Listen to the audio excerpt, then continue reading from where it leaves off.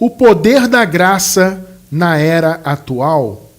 Nosso versículo inicial se encontra na carta do apóstolo Paulo aos Efésios, capítulo 2, versículo 7, a nova versão internacional que eu vou ler aqui.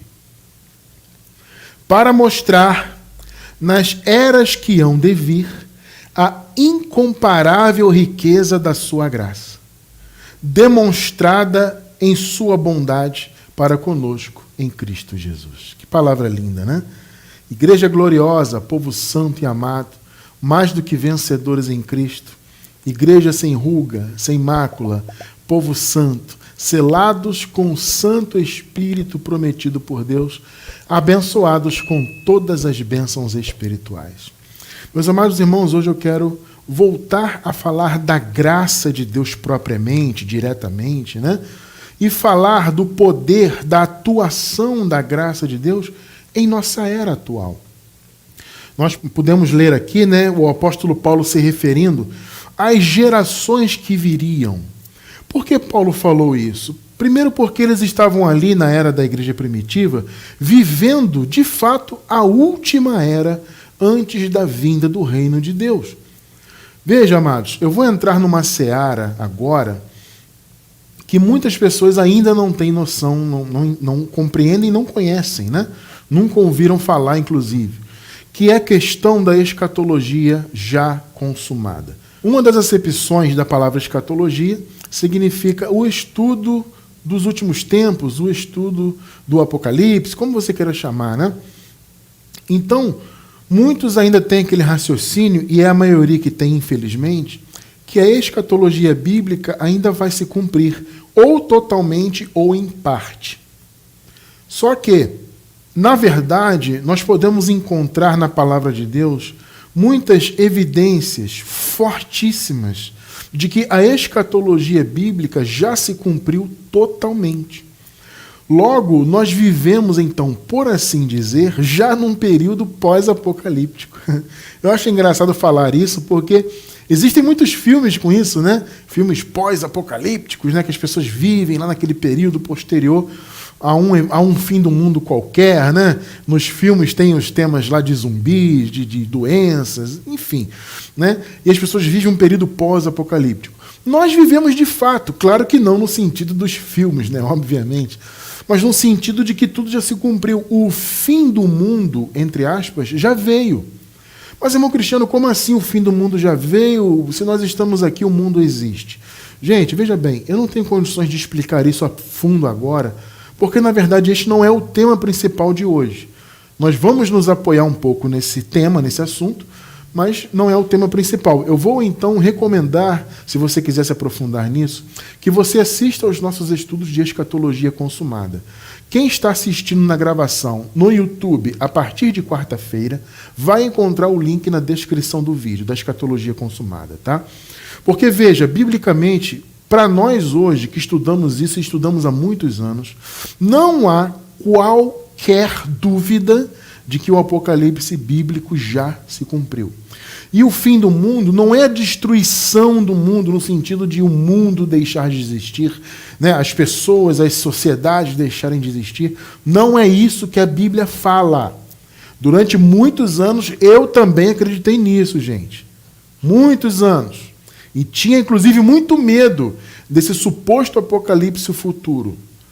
Tá? Só que, graças ao Senhor, eu louvo muito ao Criador por isso, que Ele me permitiu a mim enxergar isso, e tantos outros irmãos, né, também já enxergaram, né, e muitas pessoas hoje estão enxergando essa verdade, de que a escatologia já se cumpriu, e o mundo, sim, já acabou. Só que, veja, isso tem um sentido muito específico. Como eu falei, não é acabar as sociedades, acabar o mundo, ser destruído, não é isso. Bom, eu não vou explicar, como eu falei, que não tem tempo, mas o link vai estar disponível para quem quiser estudar. Então, vamos partir dessa premissa, de que nós vivemos nesse período pós-apocalíptico, né? Vivemos depois da vinda do reino, tá? Então vivemos em uma era posterior à era do fim, né? Daquele fim que se consumou, como nós sabemos, no ano 70 depois de Cristo, tá? Então, obviamente aqui o Paulo está escrevendo antes do ano 70, tá? A igreja primitiva viveu aquela transição, né? Eu já vou explicar um pouquinho esse conceito de transição. E o Paulo, então, escreveu naquele período anterior à vinda do reino de Deus. Então ele fala aqui para os Efésios, se referindo às eras posteriores. Porque aquela era ia acabar, e acabou no ano 70, só que outras eras viriam. E nós estamos vivendo uma delas. Então aqui no contexto Paulo fala, ele está falando da salvação, né? Então ele fala que o Senhor salvou, etc. Pela graça sois salvos e tudo mais. Ele fala, o Senhor fez isso para mostrar nas eras que hão de vir a incomparável riqueza da sua graça. Ou seja, o conhecimento da graça também estava destinado às eras que viriam posteriormente à era do fim. Se vocês pararem para observar, se vocês lerem certas passagens bíblicas com este raciocínio, vocês vão perceber. Em muitos momentos ali fala que eles estavam vivendo os últimos tempos.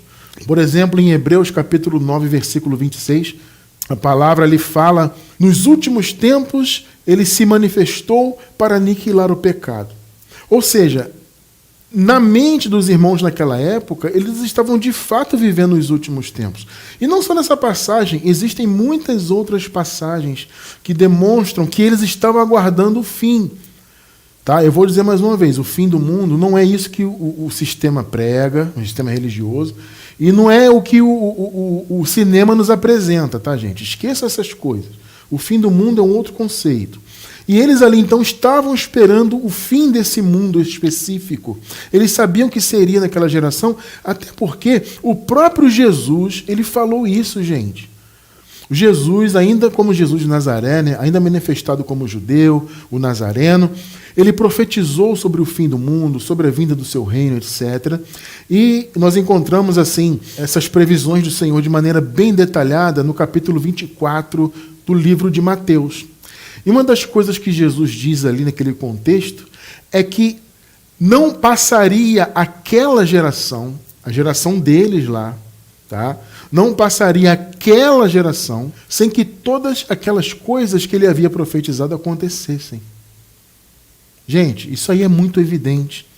As pessoas que têm uma visão futurista ainda, e eu espero que essas pessoas despertem para a verdade o quanto antes, elas interpretam isso assim de maneira relativa, relativizam, né? Não é bem assim, a geração é um sentido, aí começa a inventar doutrina. Gente, Jesus está falando de tempo, geração é tempo. Entende? Ele falou, não passará este tempo, esta geração. Ou seja, a vinda do meu reino, a minha segunda vinda, acontecerá ainda nesta geração.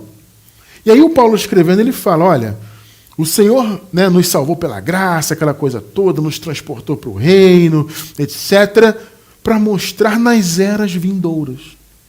Então vocês veem que na Bíblia existe citação das eras que viriam posteriormente àquela última era, que terminou no ano 70, repito.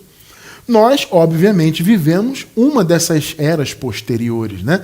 Nós estamos quase 2000 anos à frente do que aconteceu no ano 70. Então estamos quase 2000 anos à frente da segunda vinda de Cristo. Sabe? E Paulo falou, olha, as gerações que virão também vão ouvir da graça. Elas vão conhecer o que Jesus fez. E elas vão conhecer, como Paulo falou aqui, a incomparável riqueza da sua graça. Vamos ler novamente o primeiro versículo? Vejam só. Para mostrar nas eras que hão de vir, nas eras futuras. Como eu disse, eles estavam vivendo a última era e eles sabiam disso. E aí Paulo falou, quer dizer, Paulo não falou isso, tá? Isso sou eu que estou colocando. Em outras palavras, né? Estamos vivendo a última era, mas as eras que virão também vão ouvir dessa graça. Em outras palavras, é isso, né? Para mostrar nas eras que hão de vir a incomparável riqueza de sua graça, demonstrada em sua bondade para conosco em Cristo Jesus. Olha que coisa tremenda.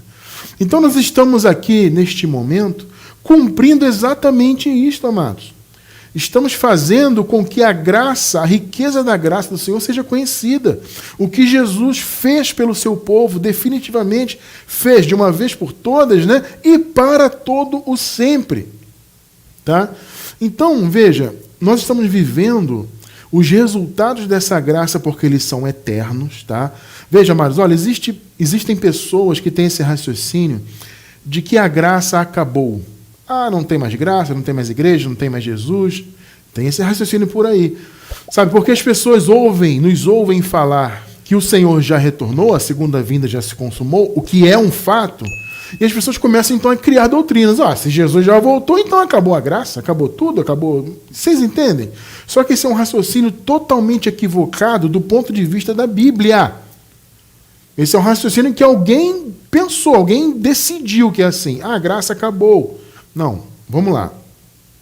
A graça foi totalmente liberada no ano 70. Por isso que eu chamo esse período da igreja primitiva, ou seja, da morte e ressurreição de Jesus, até a segunda vinda no ano 70, eu chamo de período de transição, porque foi exatamente isto. Tá? Você vai dizer assim, mas irmão Cristiano, vamos lá. A graça não foi inaugurada na cruz? Vamos lá, gente. Sim, o caminho da graça foi aberto na cruz. Só que houve um período de transição. Estou repetindo isso para ficar bem fixo na sua mente. Então, vamos entender, e eu sempre uso essa metáfora do dia. Vamos lá. Um dia, ele tem a transição de um para o outro, né? Só que entre um dia e o outro dia, existe o quê? Um período de transição chamado madrugada. Observe que o apóstolo Paulo, ele diz que antes da cruz, eles estavam sob o poder das trevas. O Paulo fala, o Senhor nos libertou do império, do poder das trevas e nos transportou para o reino do seu Filho amado. Observe isso. Ou seja, eles estavam na condição de trevas, totalmente trevas, e foram transportados para o reino. Porém, como eu falei agora há pouco, a igreja primitiva estava vivendo uma transição. Então, se nós pensarmos nessas eras, metaforicamente, como se fossem dias, a escuridão seria então o dia anterior, o sexto dia, metaforicamente como falamos, né? E houve a transição para o sétimo dia. Então, veja, quando vai terminando o dia anterior, ele começa a anoitecer. Então tem aquele período de escuridão, né? Chega meia-noite, o dia vira. Só que, veja, ele não se transforma num dia de sol imediatamente. O que existe? Existe uma transição chamada madrugada. Então, 0 hora de um dia, né, já é aquele dia, ou seja, não é mais o dia anterior. 0 hora de hoje, quem está ao vivo conosco, né, nós estamos ao vivo em um domingo. A 0 hora de hoje já era domingo. Né? Então, quando deu 11h59, 59 segundos, acabou o sábado. 0 hora, domingo. Só que ainda estava à noite. Então, houve uma transição até que o dia amanhecesse por volta das 6 horas da manhã. Tá? Metaforicamente, foi isso que aconteceu com as eras. A era da graça, claro que ela começou na cruz. Mas na cruz o caminho foi aberto. Só que havia essa transição a ser concluída. Então vamos pensar também numa metáfora de uma rua, né? Imagine que há um portão muito grande onde as pessoas vão passar por ele e serem libertas. Só que para chegar nesse portão, esse grande portal, há um grande caminho. Só que esse caminho estava coberto de pedras, montanhas, e lixo, mato, tanta coisa, né? E as pessoas não conseguiam atravessar. Pensa nessa metáfora, tá? E aí, o que Jesus fez metaforicamente? Ele abriu esse caminho. Ele tirou as pedras, sujeira, mato, montanha, limpou tudo e o caminho ficou límpido, perfeito, sabe, reto, plano, tranquilo para as pessoas atravessarem. Só que elas precisavam atravessar esse caminho até chegar no portal para atravessar para a libertação total. Pensa nessa metáfora. O que Jesus fez na cruz foi isso. Ele abriu o caminho, ele limpou tudo e deixou o caminho perfeito. Só que as pessoas precisaram atravessar um longo caminho ainda, ou seja, esse período de transição, essa madrugada, até que o sétimo dia, que é a graça, que é o novo pacto, fosse totalmente aberto, ou seja, o dia fosse totalmente perfeito. Vocês estão entendendo a metáfora? Então é preciso você entender isso, gente. A graça não acabou em 70, pelo contrário. Em 70 ela foi totalmente inaugurada, ou seja, aquele caminho de transição entre a morte e a ressurreição de Jesus, onde houve ali o fim da lei, precisou ser atravessado durante aquele tempo, do tempo da ressurreição de Jesus até o ano 70. Não foi um período de aproximadamente 40 anos. Eles precisavam atravessar, percebe? Assim como os israelitas ficaram 40 anos no deserto, né? Vocês estão percebendo? Percebe que a Bíblia tem essas ligações? Né? Os israelitas não ficaram 40 anos no deserto? Pois é. Então, você vê que há uma ligação. Né? Houve esse período de aproximadamente 40 anos até que esse caminho da graça culminasse nesse portal metafórico que eu falei, ou seja, o portão se abriu totalmente. Vamos observar aqui que, de fato, Jesus inaugurou o caminho na cruz. Hebreus 10, versículos 19 e 20. Portanto, irmãos, temos plena confiança para entrar no Santo dos Santos pelo sangue de Jesus. Amados, observem a sutileza que tem aqui nesse versículo. Observem. Irmãos, temos plena confiança para entrar. Observe a sutileza aqui do texto. Temos confiança para entrar. Em outras palavras, olha, nós ainda não entramos. Mas o caminho está aberto. Agora nós podemos chegar até lá e atravessar o Santo dos Santos. Nós temos confiança para entrar. Pegou? Veja agora o 20. Por um novo e vivo caminho. Esse novo e vivo caminho, obviamente, é a nova aliança. É a graça, que agora estamos vivendo o tempo da graça eterna. Ali eles estavam vivendo o período de transição. Nós já vivemos e nascemos no período da graça eterna. Por um novo e vivo caminho que ele nos abriu. Em algumas versões bíblicas aparece assim, que ele nos consagrou, ou que ele nos inaugurou, por meio do véu, isto é, do seu corpo. Ou seja, Jesus morreu, então foi o véu que se rasgou. Então o caminho foi inaugurado, ele abriu o caminho. Vocês perceberam a sutileza? Então aqui no contexto disse o seguinte, olha, nós temos agora ousadia, nós podemos entrar, porque o caminho foi aberto, foi inaugurado. Mas, gente, era um caminho que ainda precisava ser atravessado. Por isso que tem essa metáfora da madrugada, que eu falei agora há pouco, né? Vocês estão entendendo? Então era um caminho que precisava ser atravessado. Foi justamente esse caminho, esse período que a igreja primitiva viveu ali, esse período de transição. Mas eles estavam antes ainda da consumação. Vocês estão percebendo? Então a graça, ela teve o início na cruz, claro, o caminho foi aberto, o novo e vivo caminho, mas eles precisaram, né, atravessar esse caminho, esses 40 anos, até que tudo fosse consumado, tá? Então, meus amados, na cruz o caminho foi aberto e eles viveram a transição. Eles estavam antes da segunda vinda, logo eles estavam antes do estabelecimento do reino, o estabelecimento da graça eterna, do pacto, entende? O selo total do pacto foi justamente a vinda do reino. Tá? Então observe Paulo falando aqui, por exemplo, olha só, um trecho que é muito interessante, de Romanos, no capítulo 8. Vamos ler os versículos do 18 ao 21. Considero que os nossos sofrimentos atuais não podem ser comparados com a glória que em nós há de ser revelada. Ou seja, havia uma glória a ser revelada, que era a glória da vida eterna. Entende? A glória de viverem longe da morte, livres da morte eterna, morte da alma, né? Então eles estavam aguardando ansiosamente, porque eles estavam num momento de transição e eles sabiam que se eles morressem biologicamente naquele período, as suas almas iam para a morte, ou seja, eles experimentariam a morte principal, que era a morte da alma.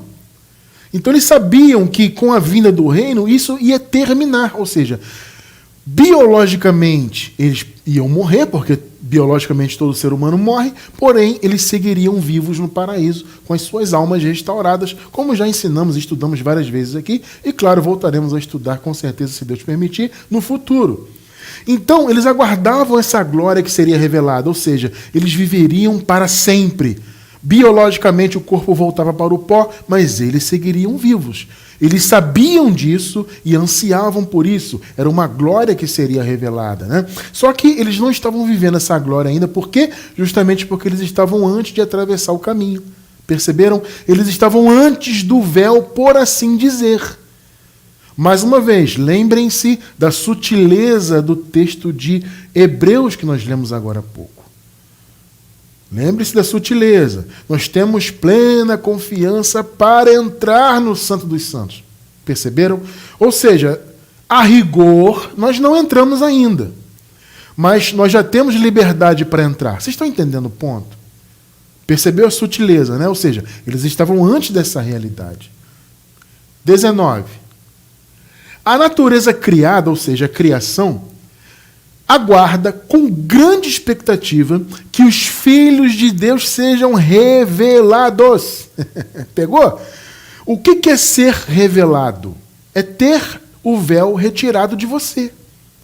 Entende? Tem aquela metáfora, né, da revelação do véu nos olhos, da pessoa que não enxerga o evangelho, que Paulo fala, né? E Paulo diz que esse véu era o antigo pacto, o ensino do antigo pacto, o ensino de Moisés. O Paulo deixa isso muito claro, né? Escrevendo aos Coríntios, ele usa aquela metáfora do véu ali. E ele fala de revelação, ou seja, o evangelho de Jesus Cristo retirando o véu de Moisés dos olhos das pessoas. Então, ele está falando aqui também de um véu, só que nesse sentido de estarem ainda antes da revelação, antes de atravessarem o Santo dos Santos. Pegou? Percebeu?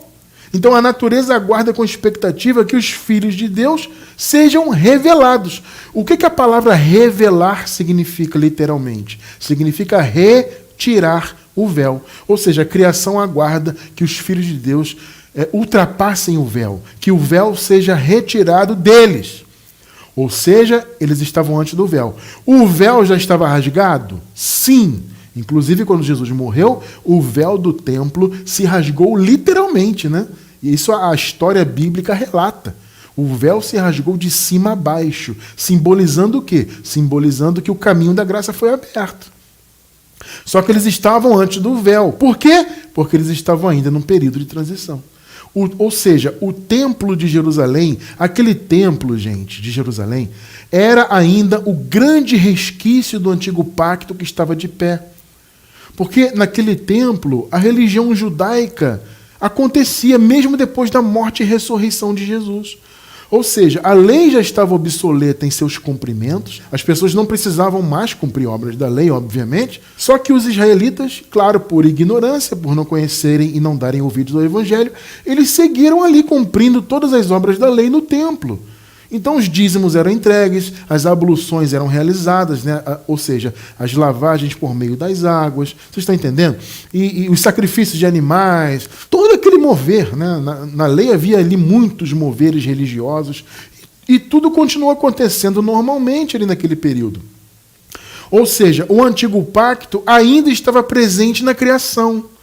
Vamos lá, abençoados. Já pararam para pensar por que o templo foi destruído?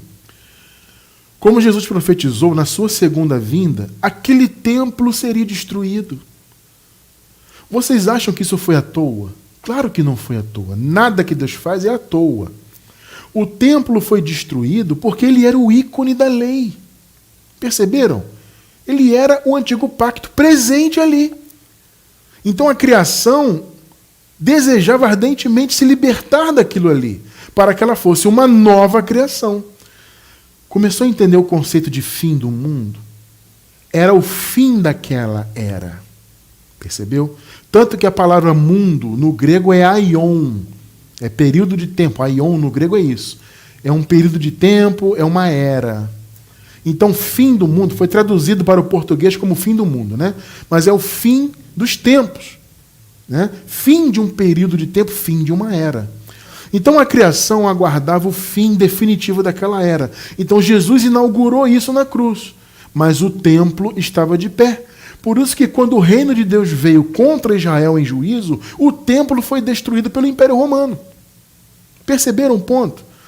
Então aquele ícone maior da lei, que ainda manchava a criação, precisava ser retirado, extirpado de uma vez por todas da criação.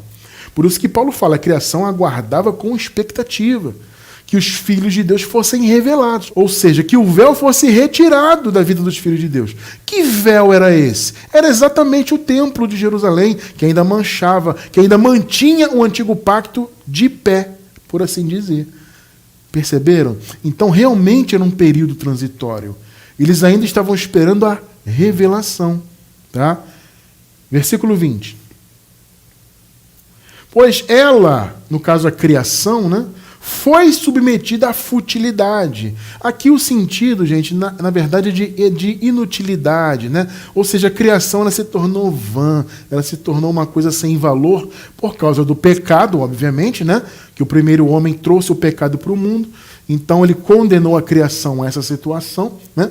E ela foi submetida, então, à futilidade, ou seja, à inutilidade, ela perdeu o valor. A criação de Deus, que era algo tão maravilhoso, né? Que Deus falou, a palavra diz assim, né? E viu Deus que era bom.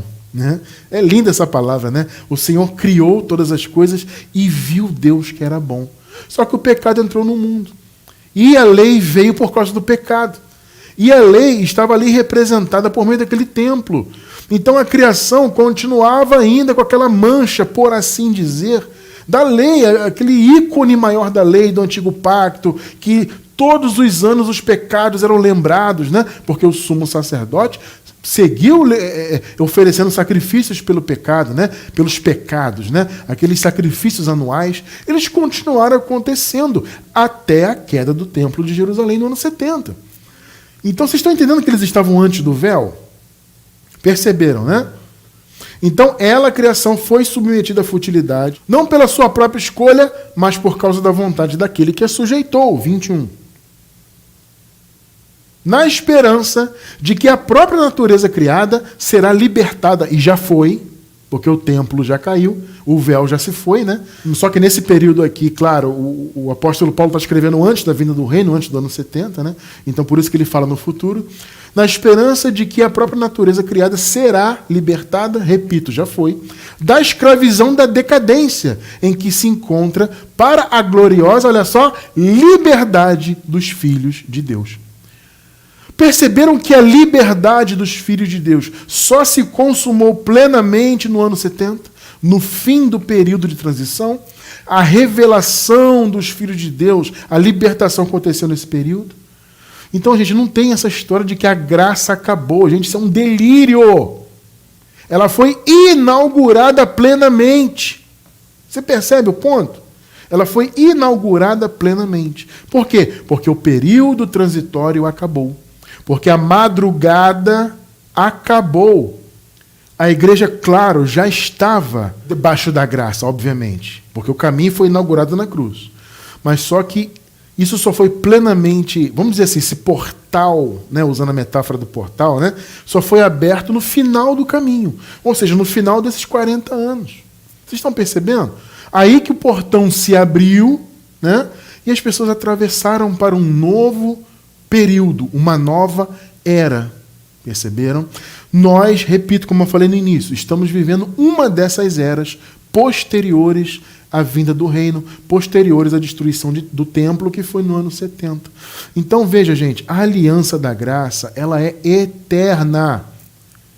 Não tem essa que acabou, pelo contrário, ela foi inaugurada totalmente. Mais uma vez, o caminho foi inaugurado na cruz, o caminho, mas esse caminho precisava ser atravessado. E a travessia desse caminho terminou no ano 70. Gente, está muito claro, né? Então observe que a graça, de fato, é um pacto eterno.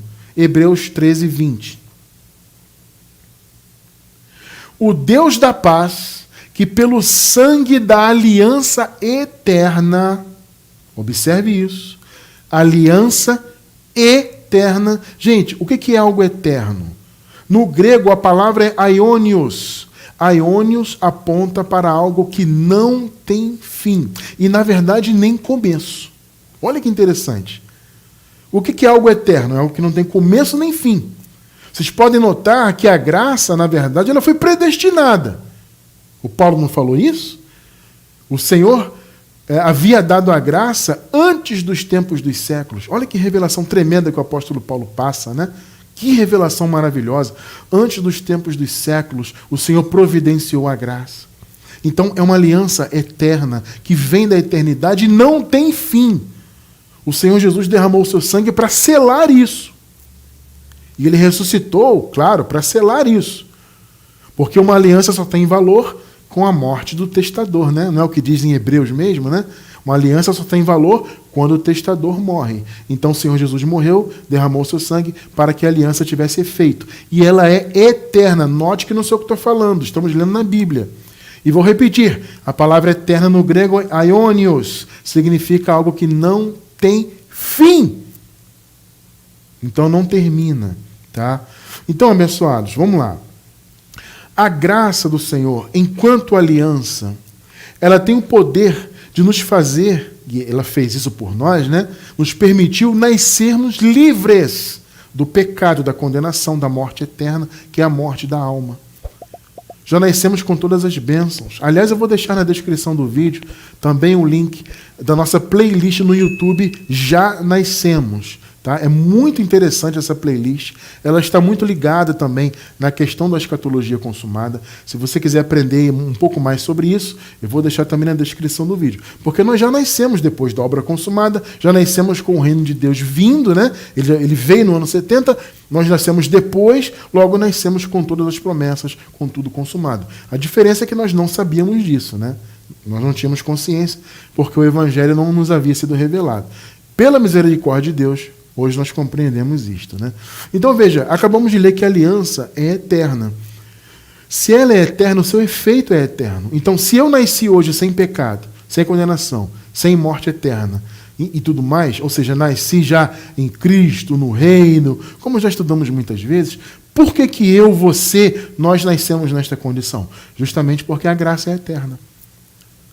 É a eternidade do pacto que nos permite e vai permitir as outras gerações que virão no futuro também nascerem assim. Claro, os filhos de Deus, tá? Os eleitos, aqueles que foram predestinados a serem filhos. Esses já nascem com toda essa condição, porque a aliança é eterna. Ou seja, a dívida foi paga para sempre.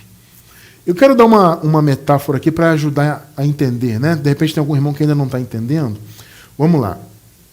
A graça foi o pagamento de uma dívida, né? Então vamos pensar metaforicamente com uma dívida financeira. Imagina que você tem uma dívida impagável, não tem como pagar, né? E aí vem um grande amigo seu que te ama, que tem recursos infinitos, e ele vem e paga a sua dívida, e ele diz assim, ó, esse pagamento é eterno. Essa aliança, observe a metáfora, esse acordo que eu estou fazendo com você, que a aliança é um acordo, né? É eterno.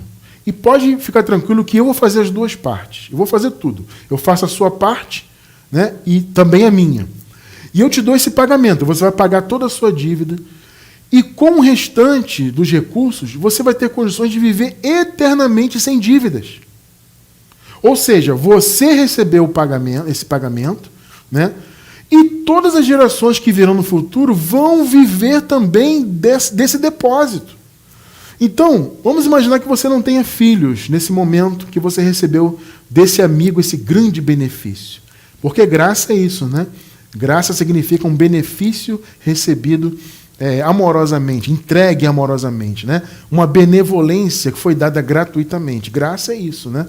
É um benefício que os filhos de Deus receberam sem qualquer exigência da parte deles. Por isso que se chama graça. É o favor imerecido. Ou seja, não houve um merecimento dos filhos de Deus para que essa graça se manifestasse. Foi dada por pura benevolência de Deus para com seus filhos. Perceberam? Então imagine que você não tinha filhos. Você recebeu essa herança, esse valor, esse grande valor. E a pessoa, esse grande amigo que te deu, ele falou, olha, esse valor é tão imenso que ele nunca vai acabar.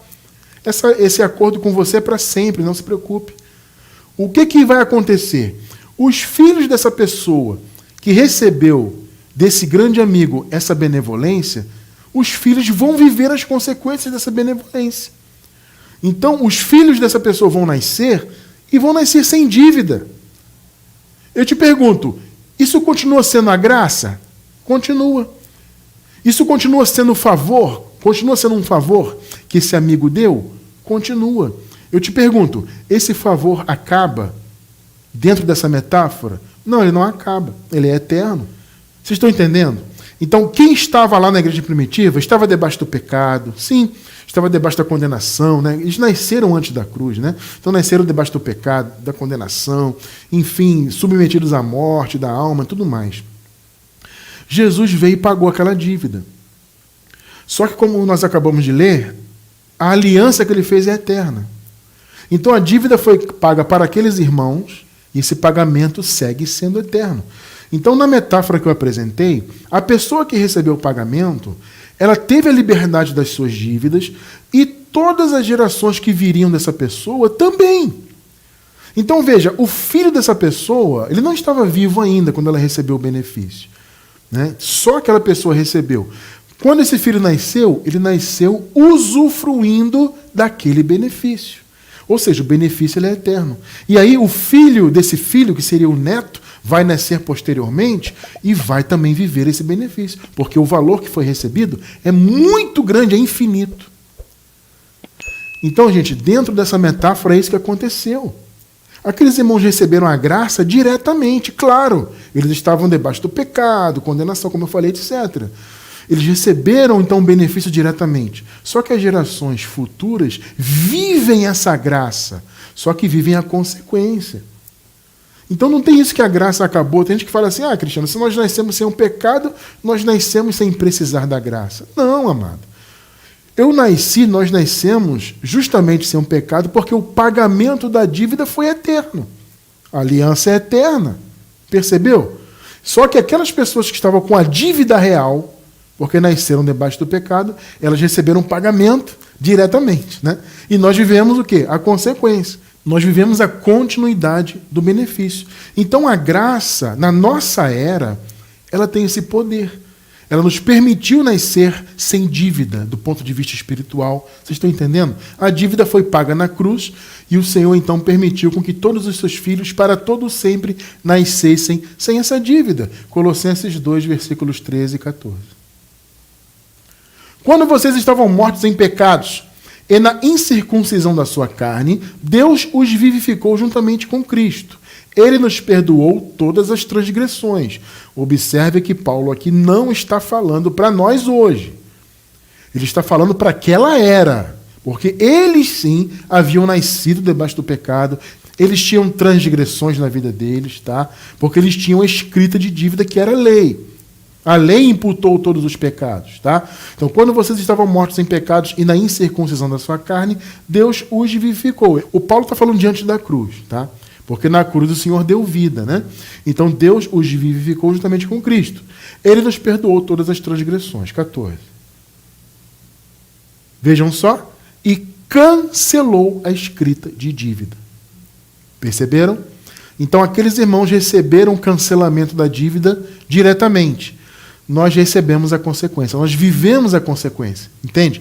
Como um filho que vive a herança que o pai recebeu. Vocês estão entendendo? Segue sendo a benevolência. Não é porque eu nasci já com a dívida paga que aquilo que foi feito no passado deixou de ser benevolência. Vocês estão entendendo? Ou seja, continua sendo graça. Só que, claro, a experiência é diferente, né, daqueles irmãos que nasceram antes da cruz para nós que nascemos depois do ano 70. Claro que a experiência é outra. Tá? Só que segue sendo a graça, porque a dívida foi paga e nós estamos vivendo, então, esse pagamento é eterno. Você não leu comigo que a aliança é eterna? Ele cancelou a escrita de dívida. Então, eu já nasci sem dívida, e você também, todos nós, filhos de Deus. Por quê? Porque a dívida foi cancelada e o pagamento foi eterno. Ele cancelou a escrita de dívida que consistia em ordenanças e que nos era contrária. Ele a removeu, pregando-a na cruz. Glória a Deus, né? Então, quando ele cumpriu toda a lei, ele pregou na cruz a escrita de dívida. Acabou. E esse pagamento, eu repito, é eterno. Então, nós nascemos sem dívidas por causa da graça. O poder da graça em nossa vida é esse. Ela permitiu que nós nascêssemos sem as dívidas. Ela é eterna, a graça é eterna. Vocês entenderam o ponto, né? Então, veja bem, o poder da graça enquanto pacto é esse. Quando você nasceu, quando eu nasci, já nascemos com todas as bênçãos liberadas. Como eu falei, tem o link aí, né, da nossa playlist Já Nascemos, né? É só você assistir que você vai entender muito bem esse conceito de Já Nascemos, né? Já nascemos, então, depois do ano 70, já nascemos com toda a obra consumada, com toda a dívida paga e paga para sempre. Então, o poder da graça em nossa era atual é este, tá? Isso enquanto pacto. Agora vamos falar da graça enquanto doutrina. Enquanto pacto, é isso que ela fez por nós. E qual é o poder dela enquanto doutrina? O poder da graça enquanto doutrina é salvar o nosso entendimento. Tá? O Evangelho salva a nossa mente de tudo que não provém de Deus, de todo raciocínio. Ateísmo, filosofias humanas, né, que não tem relação com o Evangelho, doutrinas diversas, religiões e por aí vai. O Evangelho tem o poder de salvar a nossa mente de tudo isso. 1 Timóteo 4,16. Aqui Paulo fala para Timóteo o seguinte: Timóteo, atente bem para a sua própria vida. Em outras versões diz assim, né? Cuide de si mesmo, né? Cuida de ti mesmo. Atente bem para a sua própria vida, ou seja, cuide de você mesmo e da doutrina. Ué, irmão Cristiano, por quê? Porque perseverando nesses deveres, pois, fazendo isso, você salvará, olha só, tanto a si mesmo quanto aos que o ouvem. O Paulo está falando de quê? De salvação eterna? Não. Ele está falando da mente, do entendimento. Irmão Cristiano, como é que você pode ter certeza disso? É só você ler o contexto desse capítulo. No contexto, o Paulo está falando de pessoas que se perverteram, pessoas que perverteram o Evangelho, que se desviaram da verdade. Então Paulo falou, ô Timóteo, se mantém firme na doutrina, cuida da sua vida, cuidado com esse pessoal que está com heresia aí, e cuida da doutrina. Porque se você fizer isso, você vai salvar tanto a ti mesmo, salvar de quê? Salvar das falsas doutrinas, salvar das heresias. Por isso que você tem que ver o contexto para você entender. Tá? Então, Timóteo, se você fizer isso, você vai salvar tanto a você mesmo, quanto aos que te ouvem. Pegou? Que doutrina era essa? Obviamente era a doutrina da graça. O Paulo foi o precursor da pregação do Evangelho da Graça. E o que ele transmitia para aqueles que o seguiam, inclusive para aqueles que eram pastores, líderes, como Timóteo, como Tito, né? Paulo transmitiu a graça, obviamente. Percebeu? Então Paulo falou, ô Timóteo, cuidado com a doutrina. Porque a doutrina da graça tem esse poder de libertar a nossa mente. Então Paulo falou, cuide da doutrina, ministre a doutrina, para que você se mantenha salvo, claro, e também aqueles que te ouvem, salvos do engano, da heresia e tudo mais. Tá? Então aqui não é salvação eterna que Paulo está falando. Ele está falando de falsas doutrinas. Observem só, 2 Timóteo 2, versículos 1 e 2. Portanto, você, meu filho, fortifique-se na graça, olha só, que há em Cristo Jesus. Irmão Cristiano, do que Paulo está falando aqui? O que é se fortificar na graça? Versículo 2. E as coisas que me ouviu dizer. Do que Paulo está falando aqui? Fofoca? Será que é fofoca?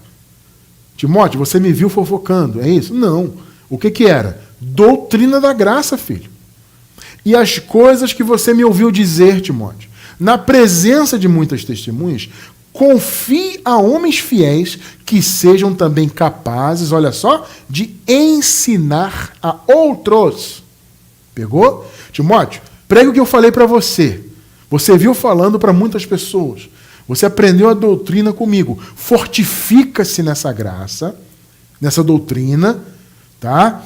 E as coisas que você me ouviu dizer, obviamente Paulo está falando da doutrina, você transmita para homens fiéis, para que eles também ensinem aos outros.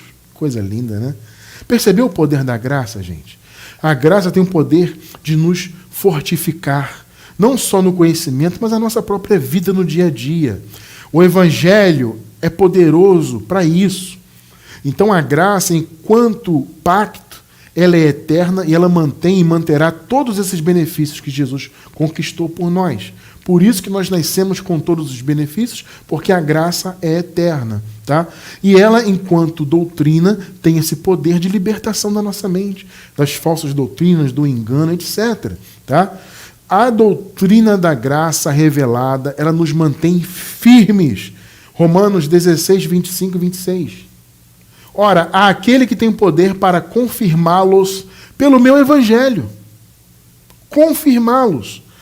Gente, no grego, a palavra confirmar significa tornar firme. Olha o sentido.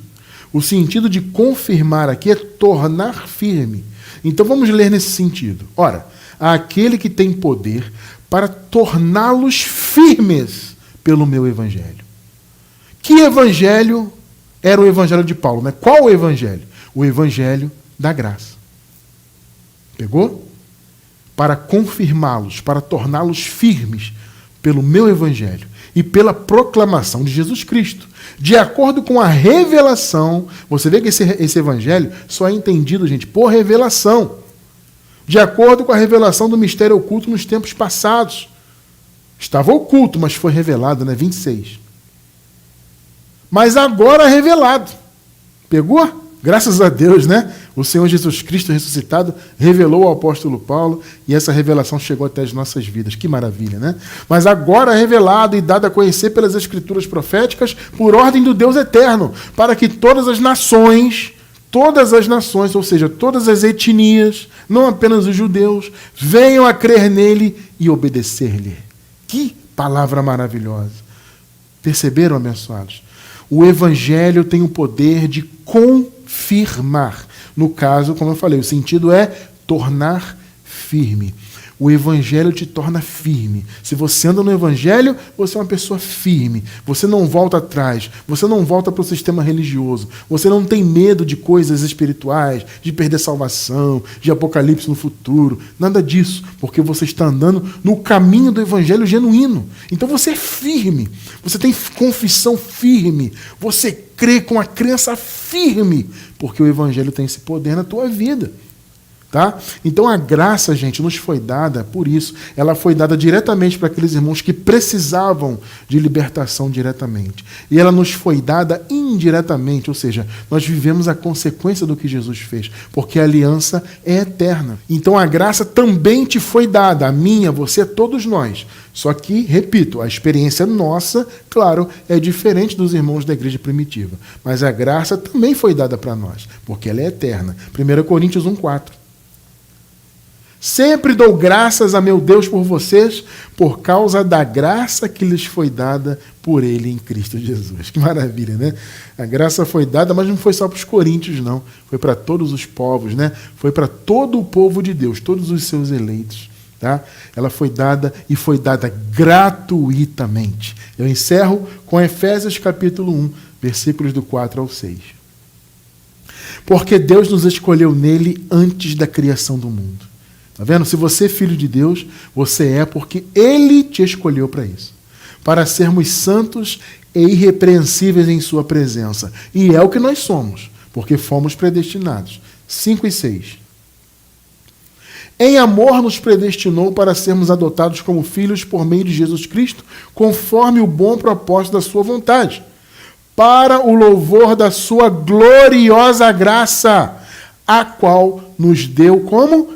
Gratuitamente no amado. Pegou? A graça foi dada gratuitamente no amado. Que coisa linda, né? Ela foi dada de graça, porque Jesus pagou o preço. Ela foi de graça para os filhos de Deus, para nós, né? Para Jesus, não. Para Jesus houve um preço altíssimo, caríssimo, que nenhum outro ser humano conseguiria pagar. Mas Ele pagou por todos os filhos de Deus. E essa graça, então, foi dada gratuitamente. Então, este é o poder da graça na nossa era e nas eras vindouras. Entende? Claro, repito, a experiência é diferente da igreja primitiva para nós hoje. Mas a graça segue sendo a graça. Ela tem um poder de pacto, porque o pacto é eterno, né? Então ela tem um poder de pacto de nos manter salvos sempre, salvos, né? Já nascemos abençoados, selados com o Espírito. Enfim, como está nesses estudos que eu recomendei, né? Já nascemos, né? Nós já nascemos com todas as bênçãos, já nascemos no reino. Enfim, isso porque a graça é um pacto eterno. Então, enquanto o pacto ela tem esse poder em nossas vidas, atualmente, em todas as gerações que virão no futuro, e enquanto doutrina, ela tem o poder de salvar a nossa mente e nos manter firmes. Meu irmão, minha irmã, caminhe sempre em graça, cresça sempre em graça, que você nunca será confundido com doutrinas estranhas. Você nunca vai ser levado para ventos de doutrina que dizem que não existe graça, não existe Jesus, não existe nada. Esqueçam tudo isso. Caminhe no Evangelho, porque o Evangelho é a nossa firmeza e será para todo sempre para os filhos de Deus.